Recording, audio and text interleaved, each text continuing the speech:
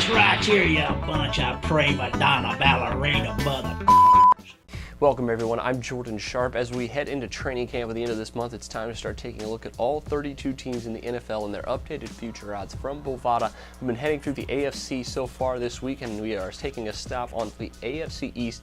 And of course, no other team's better to start with in the AFC East than the New England Patriots, who come in as 9-1 Super Bowl favorites right now from Bovada. That is only behind three other teams, the Seattle Seahawks, the Denver Broncos, and the San Francisco 49ers. Now at 9-1, the Patriots are pretty adequately priced, but they may be just slightly undervalued as well. Comparable to the season they had last year, heading into this season, they've added a lot of depth in their defense. As long as Rob Gronkowski is ready to go this season by week one, I think the New England Patriots should be very much feared in the AFC, and Denver should have a lot to worry about, especially with their defense coming in.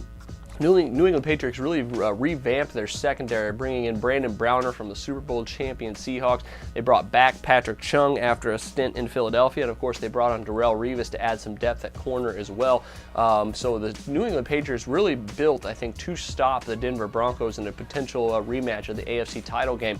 And at 9-1 to win the Super Bowl, you have to think the New England Patriots are the only other team in the AFC other than the Broncos that really have value at this point in the offseason. Their AFC price also pretty well priced at 3-1 right now, comparable to the Broncos, who are around plus 225. But at 3-1, the Patriots are definitely the second highest rated team in the AFC right now. And like I said, with those additions on defense, New England may have one of the better defenses in the AFC this season. And if it comes down to a battle of defenses, you know that they're going to beat the Denver Broncos in that situation, even though Denver's defense very much improved as well. Now, like I mentioned earlier, the health question mark of Rob Gronkowski is another big issue for the New England Patriots this offseason. However, all reports out of Boston indicate that he probably will be ready to start week one of the season, even though he's probably not going to get a whole lot of offseason time or training camp time in. As long as you see him in a little bit of preseason action, as long as the reports keep being positive out of New England, I don't think you have to worry too much about the Patriots' offensive skill player situation. They re-signed Julian Edelman. Obviously, they still have Danny Amendola.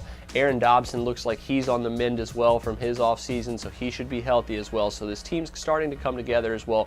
They have a mean running attack, and it should be deep enough to give anybody in the AFC, including the Denver Broncos, a run for that #1 seed. Now, their AFC East price is obviously chalked pretty high because of how big a favorite they are and because how bad their division, and they're right now priced in at minus 275. Even though that's a solid price, not really sure I'm going to take a stab at that one. Even though it's probably a lock at this point in the offseason, still I think I'm going to shoot a little higher and go with either the AFC or the Super Bowl price. Both are adequate and fairly priced as well. So if you're going to take a Patriots future odds, shoot for the moon, go for their AFC or Super Bowl price, because it could be this year that Tom Brady finally gets back to the top of the mountain. But that'll do it for me this time. Make sure you check out my other future odds updates here at SBR Forum. But until then, I'm Jordan Sharp, and this has been another edition of the Sharp Pick.